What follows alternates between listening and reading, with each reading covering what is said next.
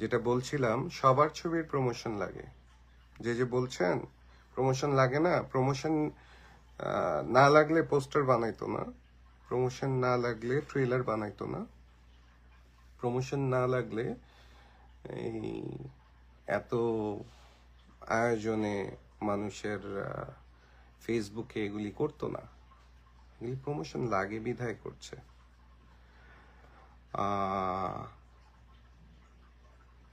আবারও বাংলাদেশ প্রসঙ্গে একটু আসি। বাংলাদেশের যে চলমান অবস্থা, যেরকম ঘটনা ঘটে যাচ্ছে দেশে, প্রতিনিয়ত বাচ্চা ধর্ষণ, বাচ্চা খুন, ছিনতাই, রাহাজানি, আমার মনে হয় যারা সিনেমা নির্মাতা বা সিনেমাটা তো বাংলাদেশেই চালান, তাই না? বাংলাদেশের মানুষের জন্য বানান, বাংলাদেশের মানুষ এটা দেখে অনুপ্রাণিত হবে, কিছু ভালো জিনিস শিখবে, এরকমই তো ইচ্ছা থাকে, নাকি শুধুই টাকা উপার্জনের ইচ্ছে?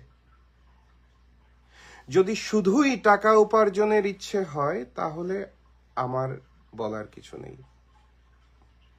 আর যদি আপনাদের ইচ্ছে থাকে যে কিছু একটা ভালো কিছু বানাবো, আমার ছবিটি দেখে মানুষ ছবি চলুক, ঈদে সবগুলো ছবির ভালো হোক, সবগুলো ছবি মানুষ দেখুক, এবং আপনারা ভালো থাকবেন যারাই বাংলাদেশে আছেন বা বাংলাদেশের মানুষ, বাংলাদেশের বাইরেও যারা আছেন ভালো থাকবেন